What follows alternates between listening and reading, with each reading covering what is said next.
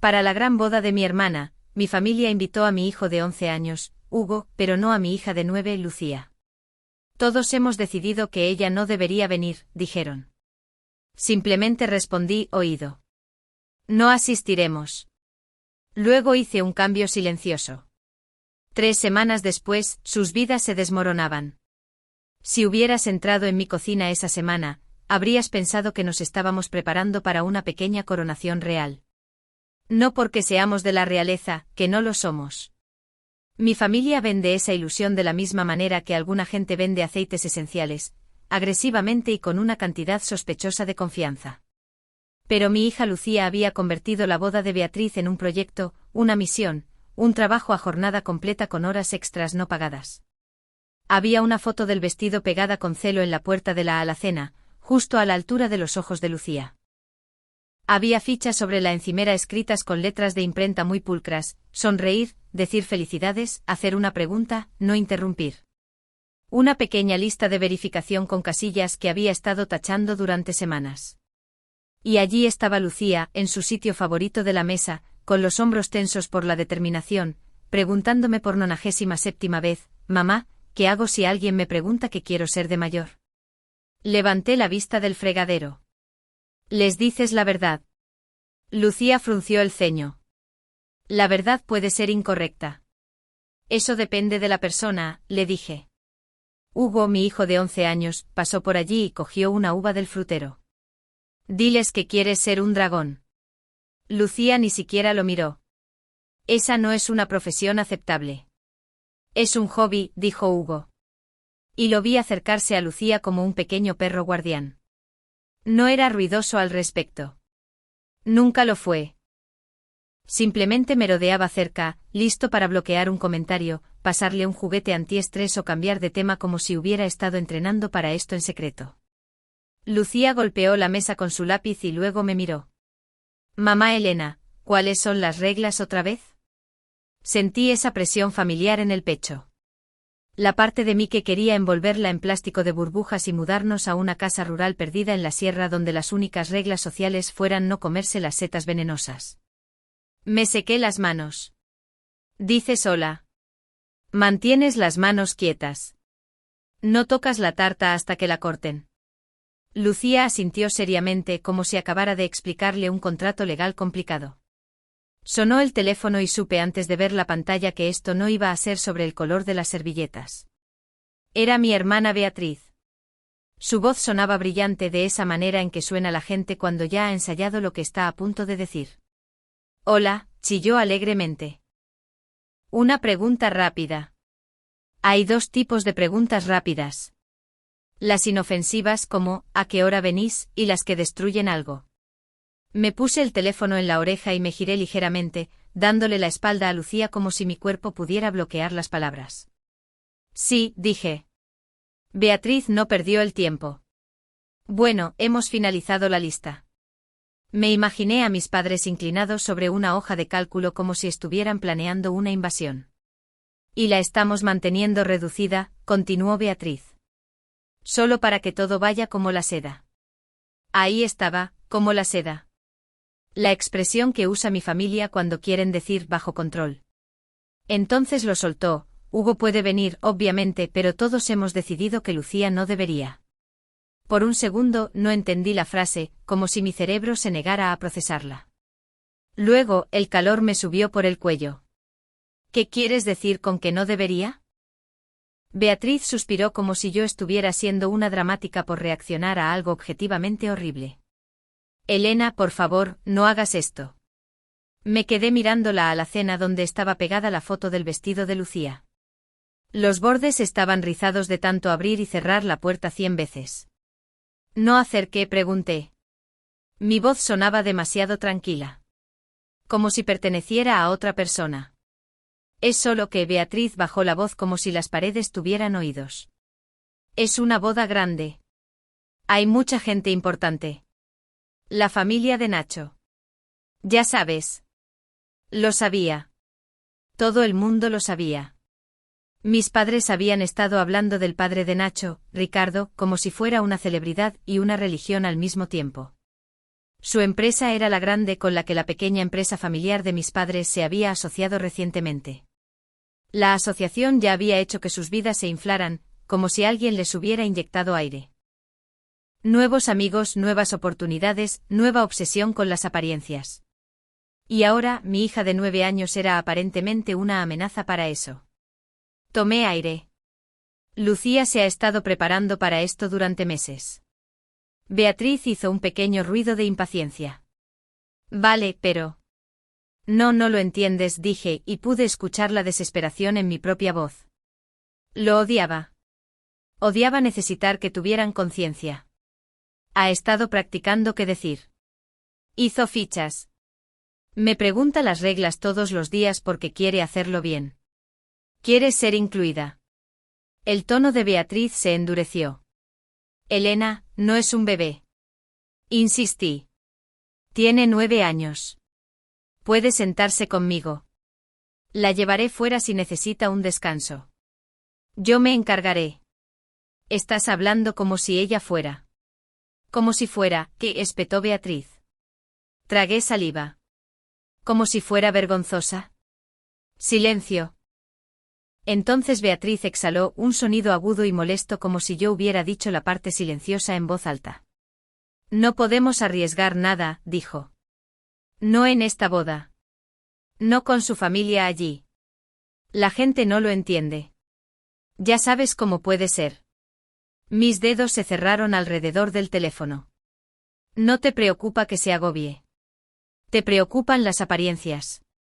Eso no es justo, dijo Beatriz inmediatamente, ¿qué es lo que dice la gente cuando es completamente justo? Eres mi hermana, dije. Lucía es tu sobrina, y esta es mi boda, replicó Beatriz. Todos lo discutimos. Es mejor así. Fin de la discusión. Esa frase golpeó como un portazo. Abrí la boca y no salió nada. ¿Por qué? ¿Qué le dices a alguien que acaba de decirte con calma que tu hija es un estorbo? Me quedé allí con el teléfono pegado a la oreja, mirando las fichas de Lucía en la encimera, su letra ordenada, su esfuerzo. Y entonces detrás de mí lo sentí. Ese cambio en el aire, el peso silencioso de ser observada. Me giré. Lucía estaba parada en la puerta, apretando una de sus fichas con tanta fuerza que el papel se dobló. Tenía esa expresión que ponía cuando intentaba mantener su cara neutral. La que siempre hacía que me ardiera la garganta porque parecía una niña haciéndose la reanimación cardiopulmonar a sus propios sentimientos. No sabía cuánto había escuchado, pero sabía que había escuchado suficiente. Beatriz seguía hablando. Elena, ¿estás ahí? No podía apartar los ojos de Lucía. Lucía no hizo ninguna pregunta. No ofreció una solución. No dijo, puedo ser buena. Puedo estar callada. Puedo intentarlo con más fuerza. Simplemente tragó saliva una vez, como si estuviera forzando algo hacia abajo. Y su voz salió demasiado pequeña. Vale, dijo. Eso fue todo. Sin regateos, sin pánico, solo aceptación. Como si ya hubiera aprendido que el esfuerzo no siempre te gana la entrada. Terminé la llamada sin decir adiós. Me temblaban las manos. No violentamente, solo lo suficiente para enfurecerme. Los ojos de Lucía se dirigieron a la foto del vestido dentro de la alacena, y luego se apartaron. Caminó hacia la encimera, recogió sus fichas y las apiló ordenadamente, como si el orden pudiera hacer que doliera menos. Me volví hacia mi teléfono. Había un chat familiar de WhatsApp. Por supuesto que lo había. A mi familia le encantan los grupos de chat. Les da una audiencia. No llamé. No lo discutí. No escribí un párrafo explicando la humanidad de mi hija. Simplemente escribí, oído. No asistiremos, y le di a enviar. Durante un segundo, no pasó nada. Luego mi teléfono se iluminó como una máquina tragaperras.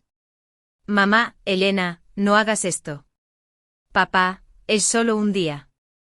Beatriz, estás convirtiendo esto en algo que no es. Alguien más, piensa en lo que les estás enseñando a tus hijos. No respondí. Lucía deslizó silenciosamente sus fichas en un cajón y lo cerró con mucho cuidado, como si el sonido pudiera romperla. La vi hacerlo y algo dentro de mí se volvió frío y limpio. En ese momento aún no lo sabía. Ninguno de nosotros lo sabía. Pero esa única decisión de dejar fuera a Lucía lo cambiaría todo. 3 semanas después, sus vidas se desmoronaban. He sido la mayor desde que tengo memoria. No en plan, ayudé a preparar las meriendas, sino en plan, si algo se rompe, es mi trabajo arreglarlo. Cuando mis padres estaban estresados, me hacía pequeña y fácil. Cuando mi hermana quería algo, aprendí a dar sin que me lo pidieran. No era dramático. Era simplemente la forma de nuestra familia. Mamá y papá siempre estaban ocupados con el negocio. Beatriz siempre era ruidosa y yo siempre era la que suavizaba los bordes. Incluso cuando me independicé, no dejé de ser la solucionadora. Organizaba las fiestas. Llevaba tuppers. Llamaba para ver cómo estaban. Me disculpaba por el comportamiento de otras personas como si fuera un hobby. Entonces tuve a Hugo. Y mi familia se volvió loca de la manera en que lo hacen las familias cuando un bebé es fácil de celebrar. Fotos, regalos, nuestro hombrecito. Mamá lloró en el hospital. Papá empezó a llamarse a sí mismo el Yayo como si estuviéramos en un anuncio de la tele. Era un amor ruidoso, del tipo que no hace preguntas. Entonces llegó Lucía. Y Lucía nunca fue mala. Nunca fue difícil por el gusto de serlo. Simplemente era Lucía. Cuando tenía unos 3 o 4 años, empecé a notar pequeñas diferencias que aún no podía nombrar. No le gustaban ciertas telas. Las etiquetas de la ropa eran un crimen de guerra. Los cumpleaños ruidosos en los parques de bolas la ponían rígida y silenciosa, para luego explotar más tarde como si su cuerpo no pudiera contener el ruido dentro. Alineaba cosas. Repetía frases. Observaba a la gente como si los estuviera estudiando para un examen del que no sabía la asignatura. Al principio, todos decían lo mismo. Es sensible. Se le pasará. Estás pensando demasiado. Luego hubo un día en un centro comercial lleno de gente cuando Lucía se tapó los oídos con las manos y se deslizó debajo de una mesa temblando. Yo estaba agachada a su lado susurrando, respira conmigo. Mientras otros padres miraban como si mi hija se estuviera portando mal, mamá dijo en voz alta, Elena, está siendo una dramática. Esa fue una de las primeras veces que sentí ese pequeño chasquido agudo dentro de mí. El momento en que me di cuenta de que mi familia no entendía la diferencia entre estar abrumada y ser desobediente. Llevó tiempo obtener respuestas. Años recolectando pequeñas piezas del rompecabezas, insinuaciones de los profesores, pediatras quitándole importancia. Yo saliendo de las consultas con folletos sobre niños con carácter fuerte, como si eso explicara por qué mi hija lloraba cuando alguien movía su vaso. Entonces, hace unos años, un especialista finalmente dijo la palabra, autista. El diagnóstico fue una extraña mezcla de duelo y alivio. Duelo porque el mundo no es amable con los niños que no encajan. Alivio porque no me lo estaba imaginando. Y ahora podía ayudarla de verdad en lugar de adivinar en la oscuridad. Me hice una promesa a mí misma ese día, sentada en mi coche con las manos en el volante tratando de no llorar. Lucía nunca sería tratada como un problema que ocultar. No por extraños y definitivamente no por mi propia familia.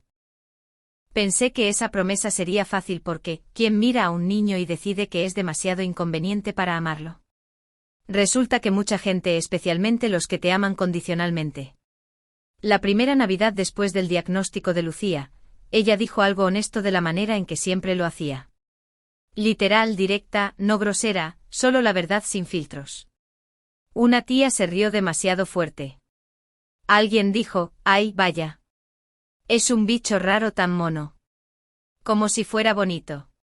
Entonces mamá se inclinó hacia mi oído y susurró, tienes que impedir que haga eso.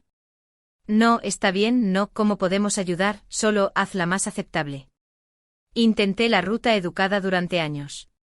Expliqué el autismo en términos simples. Ofrecí estrategias.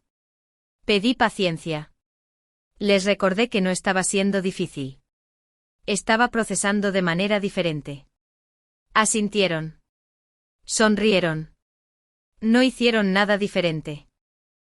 Lucía, mientras tanto, empezó a hacer lo que hacen muchos niños como ella, masking enmascaramiento. Observaba a la gente de cerca. Copiaba el tono. Practicaba frases por lo bajo como si fueran deberes del colegio. Aprendió cuándo reír, incluso si el chiste no tenía sentido. Aprendió cuánto tiempo hacer contacto visual para que la gente no dijera que era maleducada. Llegaba a casa del colegio agotada, manteniéndose entera todo el día como si llevara una caja pesada sin asas. Luego se derrumbaba en silencio en el sofá, con las mejillas pálidas y la mirada perdida. Hugo lo entendió antes que nadie. En las reuniones familiares, gravitaba hacia Lucía. Le pasaba algo para manipular con las manos. La alejaba de los niños ruidosos. Saltaba con un chiste si un adulto empezaba a mirar fijamente. Nunca lo hizo dramático. Simplemente la protegía. Mis padres, por otro lado, empezaron a tener eventos importantes. Una cena, una cosa de trabajo, una fiesta donde querían impresionar a alguien. En una de esas reuniones, Lucía le dijo algo un poco demasiado literal a alguien con un traje elegante. Vi a la persona parpadear, sonreír demasiado tensamente y luego darse la vuelta. Más tarde mamá me llevó aparte y dijo, esto es exactamente a lo que me refiero. ¿Exactamente qué? Pregunté. Los ojos de mamá recorrieron la habitación como si fuera un escenario. No podemos tener eso. Fue entonces cuando usó la palabra por primera vez. Vergonzoso. Lucía no escuchó esa palabra específica esa noche, pero no lo necesitaba. Sintió el cambio. Siempre lo hacía. Me preguntó en el coche de camino a casa muy bajito, ¿soy difícil de llevar a los sitios? Casi me salgo de la carretera. Le dije que no. Le dije que ella no era demasiado. Le dije que el mundo era demasiado pequeño y que íbamos a encontrar espacios más grandes.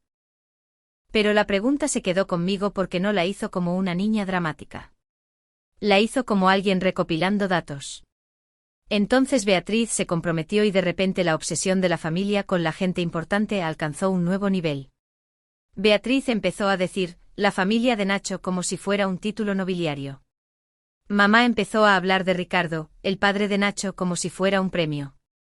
Papá de repente llevaba ropa más cara. Todos actuaban como si esta boda fuera la puerta a una vida que siempre habían merecido. Y la cosa es que en cierto modo, lo era. Mis padres siempre habían tenido una pyme, un pequeño negocio. Nada glamuroso. Pagaba las facturas. Los mantenía orgullosos. Pero una vez que Beatriz empezó a salir con Nacho, todo cambió. Su padre dirigía la gran empresa con la que se habían asociado. Y el mundo de mis padres se expandió rápido. Nuevos contactos, cifras más grandes, probar un dinero que nunca habían tenido. Por la forma en que hablaban, casi podías escuchar la codicia brillando a través de las palabras educadas. Ahora estaban obsesionados con mantener todo perfecto. Porque esta boda no era solo familia. Era el futuro al que creían tener derecho finalmente. Lucía escuchó boda y se aferró a ello como si fuera un faro. Su primer gran evento formal. Un lugar con reglas, expectativas claras, una oportunidad de ser incluida adecuadamente. Me hacía preguntas todos los días, no para ser molesta, sino porque quería hacerlo bien. Y la parte más difícil fue darme cuenta de que no estaba emocionada como una niña. Estaba emocionada como alguien tratando de ganarse un asiento en una mesa de la que había estado merodeando fuera toda su vida. 3 semanas después, la boda había terminado. No fuimos. Esa parte no mató a nadie. Impactante, lo sé. Mi teléfono todavía tenía los mensajes viejos allí sin leer, como un montón de basura que alguien esperaba que yo clasificara. La vida en casa se asentó en un ritmo más tranquilo. Hugo volvió al colegio como de costumbre. Lucía dejó de preguntar sobre bodas por completo, como si el tema hubiera sido enterrado silenciosamente en el patio trasero. Llegó la Semana Santa. Siempre he sido la anfitriona. Es simplemente lo que hago. La solucionadora, ¿recordáis? Pero este año, hice algo diferente. Envié el mensaje de Pascua al círculo familiar habitual, tías, primos, gente que aparece con tortilla de patatas y opiniones. No incluía mamá, papá o Beatriz. Ningún anuncio, ninguna advertencia, ningún dramático después de todo lo que habéis hecho. Solo un mensaje con una hora y un lugar como siempre. Hugo me vio darle a enviar y no dijo nada. Simplemente asintió una vez como si entendiera la tarea. Lucía estaba sentada a la mesa dibujando tranquilamente fingiendo no escuchar, pero sus hombros estaban menos tensos de lo habitual, como si la idea de no tener que actuar fuera un alivio. El grupo de chat respondió con normalidad al principio. ¿Necesitas que llevemos postre? Yo puedo llevar croquetas. ¿A qué hora vamos? Entonces llegó la interrupción. Mamá, espera. ¿No estamos invitados? El tono era agudo y escenificado, como si hubiera subido a un escenario y ajustado su micrófono. Beatriz siguió inmediatamente, entonces, primero no asistes a mi boda, y ahora nos estás cortando de la Semana Santa. ¿Qué te pasa? Papá intervino también, porque por supuesto que lo hizo. Esto es cruel, Elena. Estás castigando a todos. No estaban preguntando en voz baja. No estaban enviando mensajes en privado. Querían testigos. Querían que toda la familia me viera siendo difícil porque así es como ganan. Te hacen sentir vergüenza bajo la luz fluorescente. Me quedé mirando la pantalla, ese viejo reflejo agitándose en mí. El que quiere suavizarlo, ablandar los bordes, arreglarlo. Entonces Lucía levantó la vista de su dibujo. No estaba llorando. No estaba gritando. Simplemente estaba mirando mi cara como si estuviera esperando aprender cuánto cuesta la verdad. Y algo en mí se quedó quieto. Escribí un mensaje, solo uno. Sin discurso, sin lección sobre el diagnóstico, sin rogar empatía.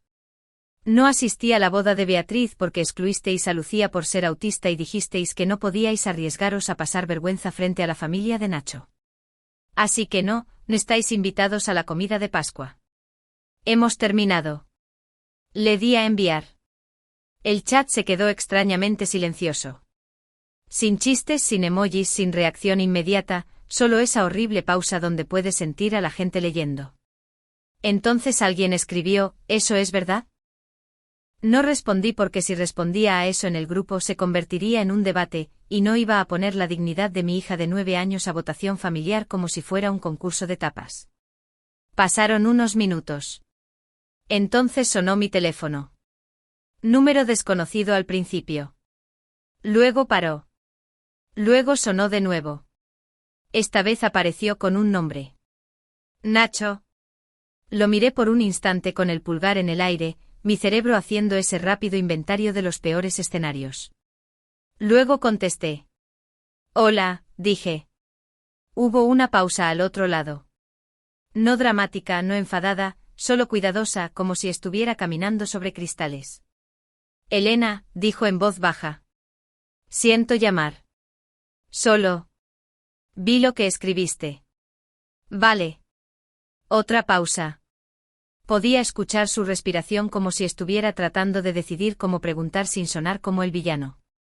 ¿Es verdad?, preguntó. ¿Realmente os dijeron que Lucía no podía venir porque no querían arriesgarse a pasar vergüenza? Se me cerró la garganta. Mantuve mi voz nivelada de todos modos. Sí, dije. Eso es lo que dijeron. Y Lucía, añadió más suave. Tiene 9 años. Sí. Él no dijo eso, es una locura. Aunque podía notar que quería hacerlo. No trató de suavizarlo. No defendió a Beatriz. Simplemente se quedó callado por un largo momento. Luego dijo, no lo sabía. Lo sé, respondí. Otra pausa. Gracias por decirme la verdad, dijo finalmente. Luego colgó. A la mañana siguiente empezaron los aporreos. No un toque educado, no un oye podemos hablar, sino golpes fuertes. Hugo apareció en el pasillo al instante como si lo hubiera estado esperando. Lucía estaba detrás de él callada y pálida, agarrando el borde de su camiseta. Abrí la puerta y allí estaba Beatriz. Sus ojos estaban rojos, pero no de tristeza, sino de rabia. Tenía el pelo echado hacia atrás como si se lo hubiera arreglado con prisa. Todo su cuerpo parecía eléctrico, vibrando. No dijo hola. No miró a Lucía. Se lanzó directamente hacia mí como un misil. ¿Qué le has dicho, siseó? ¿A quién?, pregunté. A Nacho. ¿Qué le has dicho a mi marido? Nada. Mantuve mi voz tranquila. Él me llamó. Solo le dije la verdad. La risa de Beatriz fue aguda y fea. Por supuesto que lo hizo. Y por supuesto que no podías esperar. Yo no le llamé, dije. Él preguntó si era verdad. Dije que sí. Beatriz se acercó más. Se ha ido. No me moví. ¿Ido a dónde? La cara de Beatriz se retorció. No lo sé. A algún sitio. Dijo que necesitaba espacio. Dijo que necesitaba pensar. Su voz se quebró en la última palabra como si la ofendiera físicamente. Ni siquiera quiso dormir en casa. La mandíbula de Hugo se tensó. Lucía se quedó muy quieta. Beatriz los notó entonces. Realmente los notó. Y en lugar de bajar la voz, se puso más ruidosa. Bien, espetó con los ojos recorriendo a Lucía como si fuera un objeto en una encimera. Deberían escuchar esto. Deberían ver lo que has hecho. Sentí algo frío encajar en su lugar dentro de mí. Beatriz, vete. Me apuntó con un dedo hacia el pecho. Me has humillado delante de todos. Me has hecho parecer un monstruo. Excluiste a tu sobrina, dije con voz plana. Beatriz sacudió la cabeza rápido como si pudiera sacudirse la realidad. Estábamos protegiendo la boda. No, dije. Estabas protegiendo tu imagen. Beatriz se abalanzó hacia mi espacio, y por un segundo pensé que iba a empujarme para entrar en mi casa. Su mano me agarró el brazo con fuerza, clavándome las uñas. Me solté de un tirón y Hugo dio un paso adelante sin pensar. No toques a mi madre, dijo. Los ojos de Beatriz destellaron. No te metas. Lucía hizo un pequeño sonido, apenas un sonido en absoluto, y Beatriz se volvió hacia ella como si ese sonido fuera un insulto. Esto es exactamente por lo que, escupió y luego se contuvo demasiado tarde. Vi cambiar la cara de Lucía, ese cierre familiar, esa horrible retirada, y algo en mí se rompió. No ruidosamente, no dramáticamente, simplemente limpio. Fuera, dije. El pecho de Beatriz se agitaba. Su voz se elevó salvaje y temblorosa, llenando mi puerta mientras mis hijos miraban. Tú me has hecho esto. Y ese fue el momento en que entendí que esto ya no era solo una pelea familiar. Era un momento de seguridad, y no iba a perderlo. La Pascua todavía sucedió en mi casa. No porque estuviera tratando de demostrar algo, sino porque me negaba a dejar que las rabietas de Beatriz robaran otro día a mis hijos. Mantuve las cortinas abiertas. Mantuve la puerta cerrada con llave. Dejé que Hugo ayudara a esconder los huevos de chocolate en el jardín. Dejé que Lucía decidiera dónde quería sentarse. Y nadie la miró como si fuera un problema que gestionar. Fue más tranquilo de lo que había sido nunca. Sin andar con pies de plomo, sin traducir comentarios pasivo-agresivos, sin simplemente ignóralo susurrado en la cocina. Por un día pareció que la paz podría mantenerse realmente. Y me permití creer brevemente que el estallido era el final.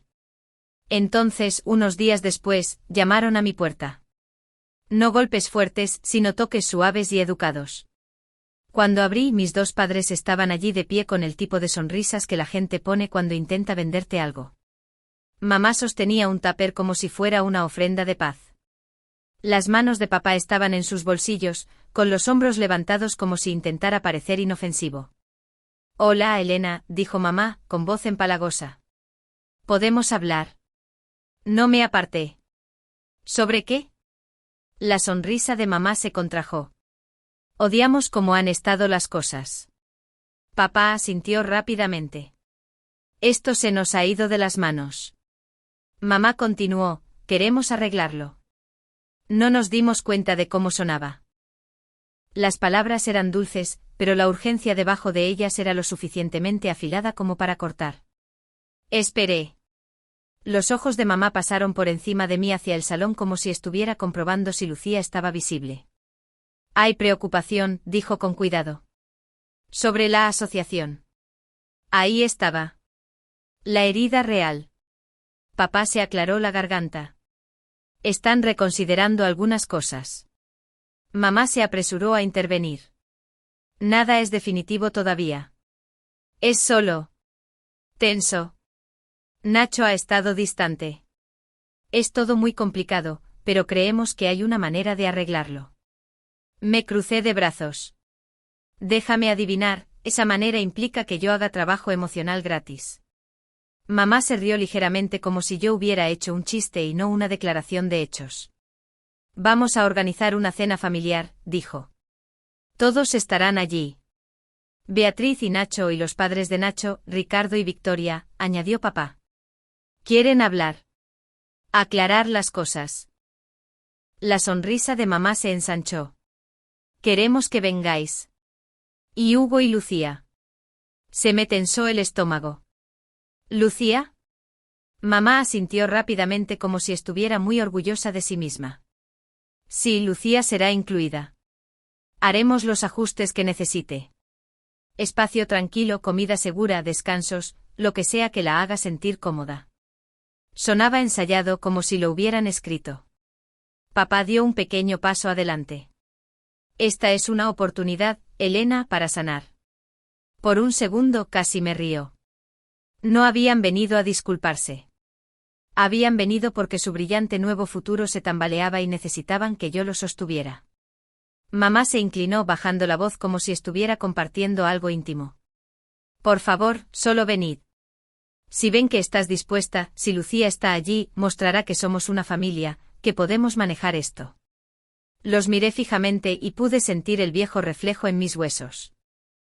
La solucionadora, la suavizadora, la que hace que todos se sientan cómodos. Entonces pensé en la cara de Lucía en la cocina, la forma en que había dicho vale. Como si hubiera estado entrenando para el rechazo toda su vida. No dije que sí en la puerta. Dije, me lo pensaré. El alivio de mamá fue inmediato. Demasiado rápido como si hubiera estado segura de que cedería. Después de que se fueran, me senté a la mesa con Hugo y Lucía. Hugo no parecía emocionado. Es una trampa, dijo sin rodeos. Lucía se miraba las manos. Si vamos, querrán que esté allí. Esa pregunta dolió más que cualquier grito. Dijeron que puedes venir, respondí con cuidado. Los ojos de Lucía se levantaron, esperanzados de esa manera cuidadosa que siempre me daba ganas de llorar. No emocionada, no alegre. Esperanzada como si estuviera pisando hielo fino. No acepté porque confiara en mis padres. Acepté porque Lucía merecía un momento donde familia no significara aguantar. Así que fuimos. La casa de mamá y papá parecía haber sido preparada para un reportaje de revista llamado Gente que definitivamente no está entrando en pánico. Demasiado limpia, demasiado brillante, demasiadas sonrisas. Beatriz estaba allí, llevando su brillo de recién casada como una armadura. Nacho estaba a un lado, callado y con la mandíbula tensa. Ricardo y Victoria estaban sentados a la mesa como si estuvieran viendo un documental, educados, quietos, tomando notas sin cuaderno. Mamá hizo un gran espectáculo de las adaptaciones. Habitación tranquila, iluminación suave. La comida segura de Lucía. Lo dijo en voz alta como si quisiera aplausos por la decencia básica. Lucía asintió y mantuvo los ojos en su plato. La cena empezó bien. Casi bien. El tipo de bien que te hace pensar que tal vez todo esto fue solo una pesadilla. Entonces mamá se puso de pie con su copa. Por supuesto que lo hizo. Estoy tan contenta de que estemos todos juntos, dijo con voz melosa. Y quiero aclarar algo. La gente no entiende el autismo. Puede ser difícil. A veces Lucía dice cosas y la gente puede ofenderse, y simplemente no queríamos que eso pasara en la boda. Pero la queremos a nuestra manera. Esto no significa que no queramos a una niña. Los hombros de Lucía se encogieron hacia adentro. Su mirada bajó como si estuviera tratando de hacerse más pequeña en tiempo real. Y mis padres parecían satisfechos consigo mismos, como si acabaran de dar una charla TED titulada «Cómo excluir a alguien amablemente». Ricardo no levantó la voz. Ni siquiera cambió mucho su expresión. Simplemente se inclinó ligeramente hacia adelante e hizo una pregunta tranquila como un cuchillo. ¿Creéis que Lucía es menos porque es autista? La habitación se congeló. La sonrisa de mamá se quedó en su cara medio segundo más de la cuenta, luego se rompió. Papá miró su plato como si la respuesta pudiera estar impresa en él. Los ojos de Beatriz se dirigieron a Nacho, desesperados, y Lucía se quedó mirando hacia abajo. Mamá soltó una risa fina. No, por supuesto que no. Es solo que la gente no lo entiende. Intentábamos hacerlo más fácil. Ricardo asintió una vez como si hubiera escuchado suficiente. Luego dijo en voz baja, soy autista. Silencio sepulcral. Beatriz se puso rígida. Papá parpadeó como si su cerebro se hubiera calado. La boca de mamá se abrió y no encontró sonido. Ricardo no se detuvo en ello. Sin preámbulos dramáticos. Solo hechos. Toda mi vida, continuó, la gente me miró de la forma en que acabáis de mirarla a ella. Como si fuera un riesgo. Como si necesitara gestión.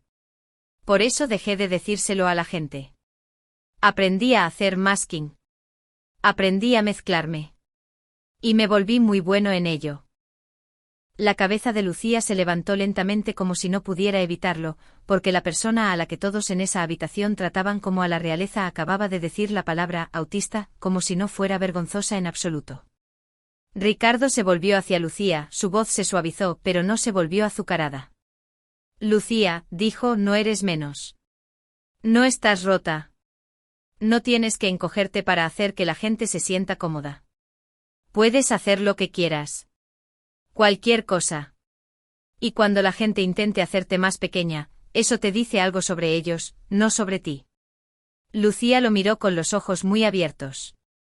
Luego levantó la barbilla una fracción más, como si estuviera probando la forma de la confianza. Ricardo se recostó, miró a mis padres y su tono se volvió plano de nuevo. Y en cuanto a la asociación, dijo, no va a funcionar. La cara de mamá se quedó blanca. Por favor. Ricardo se puso de pie. Victoria se puso de pie con él. Nacho se puso de pie también, sin mirar a Beatriz. Ricardo no discutió. No negoció. No les dio la dignidad de un debate.